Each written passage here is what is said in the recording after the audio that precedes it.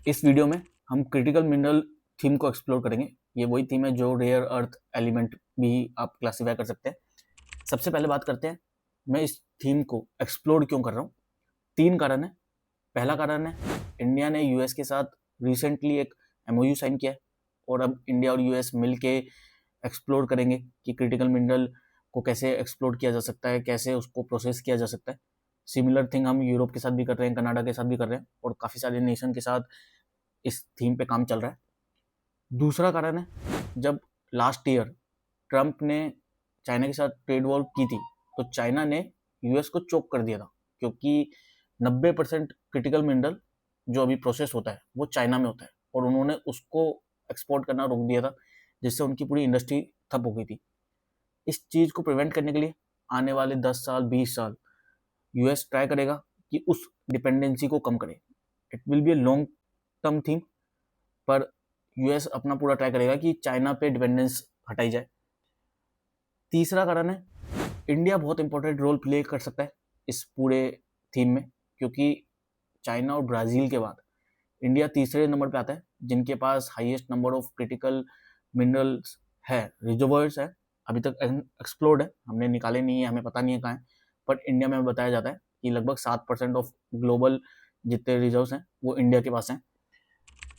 इस थीम में हम 4 सेक्शंस को डिवाइड करेंगे। पहला सेक्शन में हम उन कंपनीज की बात करेंगे जो माइनिंग से रिलेटेड है, जो माइनिंग के अंदर क्रिटिकल मिनरल में स्टेप ले चुकी है या एक्सप्लोर कर रही है एंट्री लेने का। इसी के अंदर हम उनकी भी बात करेंगे जो माइनिंग के अंदर इक्विपमेंट्स हमें रिक्वायर्ड होते हैं, उनकी बात करेंगे। दूसरा नंबर आता है, जब ये ओवर माइन हो जाता है उसके बाद हमें उसको प्रोसेस करना होता है। उसकी टेक्नोलॉजी कहाँ से आएगी, क्या वो इंडिया के पास है, क्या वो हमें यूएस देगा, जापान देगा, इस पे बात करेंगे। तीसरा सेक्शन आएगा जहाँ पे हम बात करेंगे जब इसकी प्रोसेसिंग होगी तो कौन कौन से इक्विपमेंट्स हैं जो हमें रिक्वायर्ड होते हैं, उनकी बात करेंगे।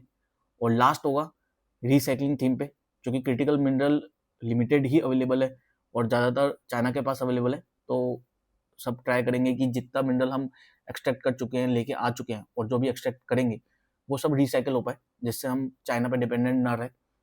जापान बहुत अच्छा एग्जाम्पल है जिसने बहुत ज़्यादा रिसाइकलिंग कर ली है। 90% वो अपना पूरा जितना क्रिटिकल मिनरल आता है यूज़ करता है उसको रिसाइकिल कर लेता है।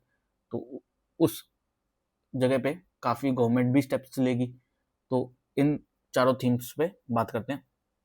पहले स्टार्ट करते हैं माइनिंग थीम पे, कि माइनिंग के अंदर 3 एक्टिविटीज़ आती है मेनली। पहली आती है एक्सप्लोरेशन। एक्सप्लोरेशन मतलब कि हम पता करने की कोशिश कर रहे हैं कि ये क्रिटिकल मिनरल है कहाँ पे। इसके अंदर जो एक कंपनी है वो है geological survey of India, unlisted government की कंपनी है। वो बहुत सारे सर्वे करती है, फाइंड आउट करने की कोशिश करती है। बाकी काफ़ी सारी कंपनीज हैं जिन जो ऑलरेडी माइन कर रही हैं, जैसे कोल इंडिया हो गया, इंडियन ऑयल हो गया, गेल हो गया। ये सब कोशिश कर रहे हैं कि अगर जहाँ पे भी ये खान यूज़ कर रहे हैं उन खानों के अंदर ये फाइंड आउट कर पाए कि वहाँ पे कोई क्रिटिकल मिनरल तो नहीं है एग्जिस्टिंग जगह पे। पर जो नए जगह है वो एक्सप्लोर करती है जियोलॉजिकल सर्वे ऑफ इंडिया, पर इसमें हम इन्वेस्ट नहीं कर सकते।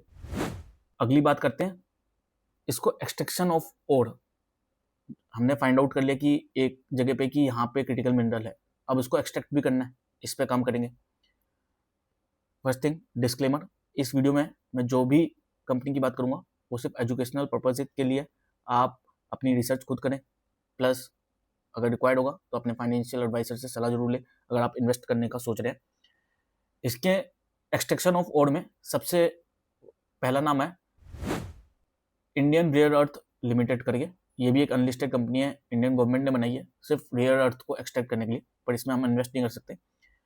प्राइवेट प्लेयर्स काफ़ी एंट्री लेना चालू कर चुके हैं। पिछले साल एक कंपनी है जीएमडीसी, जिसके पास एक प्रोजेक्ट है अंबा डूंगर REE प्रोजेक्ट। गुजरात में ये प्रोजेक्ट है जहाँ पे 18% रिजर्व बताए जाते हैं कि इंडिया के पास जितने रिजर्व है उसके 18% वहाँ पे है, और वो इस डायरेक्शन में काम कर रही है। पिछले साल ही भाभा एटॉमिक रिसर्च सेंटर ने इसको टेक्नोलॉजी ट्रांसफ़र की है, जो डोमेस्टिक टेक्नोलॉजी है इस मिनरल को प्रोसेस करने के लिए, क्योंकि इंडिया भी चाहता है कि हम डिपेंडेंसी को चाइना से कम करें। पिछले साल नहीं, जनवरी में ये टेक्नोलॉजी ट्रांसफ़र हुई है। तो GMDC एक शेयर है जो आप ट्रैक कर सकते हैं। मैं इसको अपनी वॉच लिस्ट में रख रहा हूँ, काफ़ी टॉप ऑन द रडार है ये मेरे। ये कंपनी अपने ऑल टाइम हाई पे चल रही है और इस पे एक जो प्राइस टू अर्निंग का एक्सपेंशन है उस फेज से गुजर रही है ये अभी।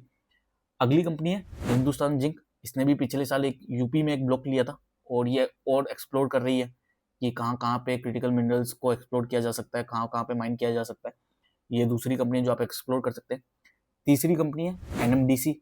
इसने जीएमडीसी के साथ एक एमओयू साइन कर रखा है कि ये उसको टेक्नोलॉजी कोलैबोरेशन करेगी और जो उनका आरई प्रोजेक्ट है अंबा डूंगर में, वहाँ पे ये उसको हेल्प करेगी। तो एनएमडीसी एक अनदर स्टॉक है जो आप ट्रैक कर सकते हैं।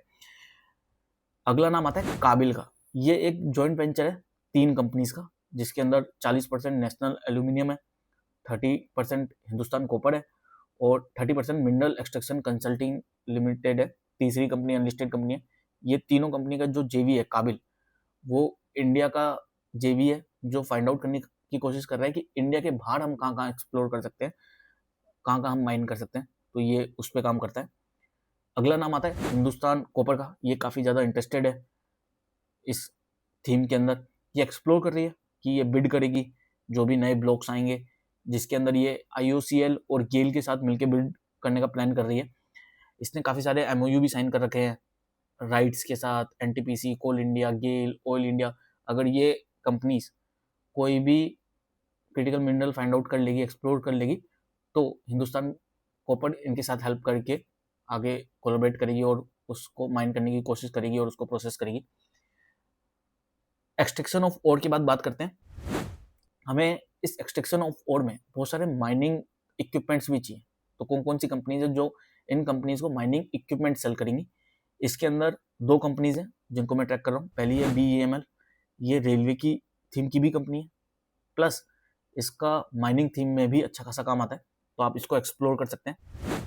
अगली कंपनी है एलिकॉन इंजीनियरिंग। ये कंपनी विजय केडिया जी के पोर्टफोलियो में इंक्लूडेड है, तो आप इसको ट्रैक कर सकते हैं। काफ़ी अच्छी कंपनी है ये भी। अब टेक्नोलॉजी की बात करते हैं कि हमें इसको प्रोसेस करने की टेक्नोलॉजी कहाँ से मिलेगी। एक टेक्नोलॉजी हमारे भाभा एटॉमिक रिसर्च सेंटर ने बनाई है जो जीएमडीसी को दी है, पर हमें हो सकता है और एडवांस टेक की जरूरत हो और उसके अंदर हमें यूएस हेल्प कर सकता है। यूएस की एक कंपनी है एमपी मटेरियल, जिसके पास ये टेक्नोलॉजी है और यूएस में ये काम भी करती है। इस स्टॉक में मैं इन्वेस्टेड भी हूँ। आप इसको यूएस मार्केट में एक्सप्लोर कर सकते हैं। एमपी मटेरियल्स प्रोसेसिंग के अंदर कौन कौन से इक्विपमेंट्स हैं जो हमें रिक्वायर्ड होते हैं, तो उनकी बात कर लेते हैं।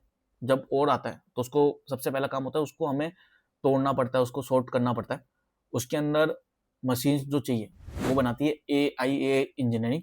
इसको मैं काफ़ी ट्रैक करता हूँ, आप इसको एक्सप्लोर कर सकते हैं। फिर जब हमने ओर को टुकड़ों में तोड़ दिया और उसको सॉर्ट कर लिया, उसके बाद हमें उसको केमिकल ट्रीटमेंट करना पड़ता है, जिससे हम उसके अंदर से जो मेटल है उसको एक्सट्रैक्ट कर पाए। उसके अंदर दीपक नाइट्राइट एक कंपनी है जो आप एक्सप्लोर कर सकते हैं, जो नाइट्राइट का एसिड वगैरह ये सब चीज़ें बनाती है, तो इसको आप रडार पर रख सकते हैं। इसके बाद हमें रिक्वायर्ड होता है कि इस मेटल को हम मेल्ट कर पाए, तो उसके लिए हमें चाहिए होती है भट्टियाँ, फर्नेस। उसके लिए आप थर्मेक्स को ट्रैक कर सकते हैं, बहुत अच्छी कंपनी है, पर थोड़े से हाई वैल्यूएशन पे चल रही है, पर अच्छी कंपनी है। और इन सब माइनिंग करने के लिए, इसको प्रोसेस करने के लिए हमें कंज्यूमेबल्स चाहिए होते हैं। उसके अंदर you can explore Tega industries, जो काफ़ी अच्छी कंपनी है, जो कंज्यूमेबल्स बनाती है। माइनिंग और प्रोसेसिंग में जो जो कंज्यूमेबल्स रिक्वायर्ड होते हैं, पर काफ़ी हाई पीई पे चल रही है अभी, 90 के ऊपर। इसको भी आप ट्रैक कर सकते हैं। अब बात करते हैं रिसाइकलिंग थीम पे। रिसाइकलिंग एक ऐसी थीम है जिसके अंदर प्रोसेसिंग भी रिक्वायर्ड होगी, पर उससे पहले हमें रिक्वायर्ड होगा कि हम गैदर कर पाए, जो बहुत ट्रिकी पार्ट होने वाला है। तो कौन कौन सी लॉन्ग टर्म कंपनीज है जो गैदरिंग में हेल्प कर सकती है कि इंडिया के अंदर जितना भी मटेरियल, क्रिटिकल मिनरल अलग अलग जगह यूज हो रहा है, मोबाइल्स के अंदर, लैपटॉप्स के अंदर, गाड़ियों में, बैटरीज में, वो हम इकट्ठी कर पाए और उसके बाद दे पाए। तो इसके अंदर सबसे पहला नाम आता है ग्रेविटा इंडिया का, जो रिसाइकलिंग थीम में इंडिया की सबसे बड़ी कंपनी है लिस्टेड स्पेस में। इसका बहुत बड़ा स्ट्रॉन्ग सप्लाई चेन भी है। दूसरी कंपनी है एटेरो रिसाइकलिंग। ये भी बहुत बड़ी कंपनी है, पर ये एक अनलिस्टेड कंपनी है। तीसरी एक छोटी कंपनी है इको रिसाइकलिंग। इसका मेजरली फोकस है इलेक्ट्रॉनिक्स इक्विपमेंट को गैदर करने में। ये महाराष्ट्र में फोकस है, पर आप इसको भी देख सकते हैं, इको रिसाइकलिंग करके कंपनी है। एक नियम आया था 2022 में, जहाँ पे इंडियन गवर्नमेंट ने बैटरी वेस्ट रूल डिफाइन किए थे, जहाँ पे बोला था कि जो भी कंपनी सेल कर रही है बैटरीज को, उसको वापस कलेक्ट भी करना है। इतने परसेंटेज, तो उसके लिहाज से जो कंपनी ऑलरेडी बैटरी बना रही है जैसे कि अमरा राजा, एक्साइड, या फिर जो कंपनी ईवी व्हीकल्स बना रही है, एथर, टाटा मोटर्स, ये कंपनीज भी रिसाइकलिंग फेज के अंदर और रिसाइकलिंग कलेक्शन में एक इम्पोर्टेंट रोल प्ले कर सकती है। इनमें से मैंने किसी स्टॉक में इन्वेस्ट नहीं कर रखा, सिर्फ एमपी मटेरियल है जिसमें मैंने इन्वेस्ट कर रखा है, पर मैं जीएमडीसी को, बीईएमएल को, एलिकॉन इंजीनियरिंग को, थर्मैक्स, तेगा इंडस्ट्रीज और एआईए इंजीनियरिंग, इनको अपनी रडार पर रखा हुआ है। एनर्जी सेक्टर पे जहाँ पे मैंने न्यूक्लियर की बात की है, सोलर की बात की है, जहाँ पे मैंने काफ़ी इन्वेस्टमेंट भी कर रखा है, उस पर मैंने एक डिटेल वीडियो बनाया हुआ है ऐसा ही। प्लस मैंने एक फार्मा डिफेंस सेक्टर पे ऐसा वीडियो बना रखा है जहाँ पे मैंने डिटेल में बात की है कौन कौन सी कंपनीज डिफेंस सेक्टर में इंडिया के अंदर है।